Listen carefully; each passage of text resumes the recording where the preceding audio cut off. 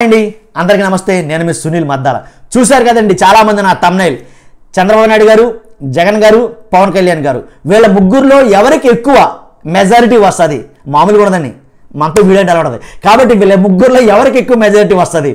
నేను చెప్పడం గొప్ప కాదండి చూస్తున్న మీరందరూ అంటే మనకున్న సబ్స్క్రైబర్లు 21,000 మంది 100% మీ అభిప్రాయం నేను తెలుసుకోవాలనుకున్నా ఒక 1000 మంది పక్కన పెట్టండి కనీసం 20,000 మంది అభిప్రాయం నేను తెలుసుకోవాలనుకున్నాను ఈరోజు ఏంటంటే ఎవరికి ఎక్కువ మెజారిటీ వస్తుంది ఆంధ్రప్రదేశ్ ఎన్నికల్లో రాజకీయంలో భాగంగా చంద్రబాబు నాయుడు గారు పవన్ కళ్యాణ్ గారు జగన్ గారు వీళ్ళ ముగ్గురులో ఎవరికి ఎక్కువ మెజారిటీ రాబోతుంది అనేది నేను తెలుసుకోవాలనుకున్నాను నా అభిప్రాయం మీరు తెలుసుకోవాలంటే వీడియో ఎండ్ వరకు చూడాల్సిందే దాంట్లో డౌట్ లేదు ఫస్ట్ మీరు చేయాల్సింది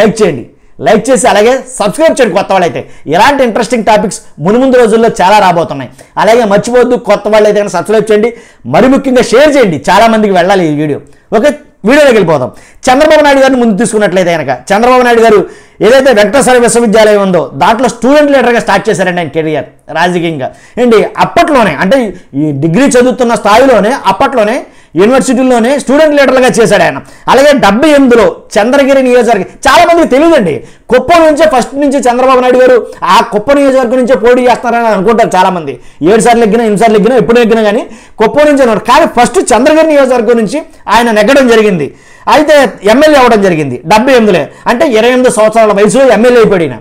చంద్రబాబు నాయుడు గారు 28 సంవత్సరాల వయసులోనే ఎమ్మెల్యే అయిపోయాడు ఎమ్మెల్యే అయిపోయి అలా తర్వాత 30 ఏళ్ళకే మంత్రి అయిపోయాడు ఈయన 28 ఏళ్ళకి ఎమ్మెల్యే 30 ఏళ్ళకి మంత్రి అంటే 89లో కుప్పం నుంచి ఎమ్మెల్యేగా అయ్యాడు తర్వాత 45 సంవత్సరాలకే ముఖ్యమంత్రిగా తన జీవితాన్ని ఆరంభించేశాడు కాబట్టి అంత షార్ట్ పీరియడ్లోనే చాలా మటుకి రాజకీయంగా బాగా ఎదిగిపోయాడు అనమాట తర్వాత జగన్ గారిని చూసుకున్నట్లయితే కనుక జగన్ గారికి చిన్న వయసులోనే ముఖ్యమంత్రి కాగలిగాడు అలాగే ఎమ్మెల్యే అయ్యాడు అలాగా అంటే జగన్ గారికి తండ్రి వారసత్వంతో పుచ్చుకున్నాడు అనేది కొంత కాకుండా ఏదేమైనప్పటికీ అవన్నీ కాదని అవన్నీ వదులుకొని తండ్రి చనిపోయిన తర్వాత సెపరేట్ ఒక సింగిల్ పార్టీ పెట్టి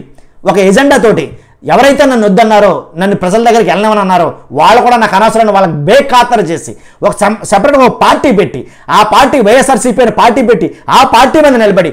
ముఖ్యమంత్రి అయ్యి మామూలుగా కాదు బేభత్సంగా భయంకరంగా ఏంటి మెజారిటీలతోటి బంపర్తోటి అసలు ఎలా వేసిందంటే ఫ్యాన్ గాలి ఆ గాలికి అసలు బేభత్సం కొట్టుకుపోయినాయి అనమాట కాబట్టి అలా టైంలో ముఖ్యమంత్రి కాగలిగాడు కాబట్టి ఈ నేను ఏదైతే ముందు చెప్పానో చంద్రబాబు నాయుడు గారికి ఎక్కువ మెజారిటీ వస్తుందా ఈ జగన్ గారికి ఎక్కువ మెజారిటీ వస్తుందా అలాగే పవన్ కళ్యాణ్ గారు ఎలాంటి సపోర్ట్ లేకుండా ఎలాంటి బ్యాక్గ్రౌండ్ లేకుండా ఎలాంటి రాజకీయ బ్యాక్గ్రౌండ్ లేకుండా సొంతంగా తన కాళ్ళ మీద తాను నిలబడాలని ప్రజలకు సేవ చేయాలని ప్రశ్నించాలని రాజకీయ పార్టీ పెట్టడం అలాగే పెట్టున్న రాజకీయ పార్టీలో నిలబడటం కాకపోతే ఏమైందంటే ఓడిపోవడం జరిగింది ఏదేమైనా సరికి 7 సార్లు ఓడిపోయినటువంటి వ్యక్తి మళ్ళీ ప్రధానమంత్రి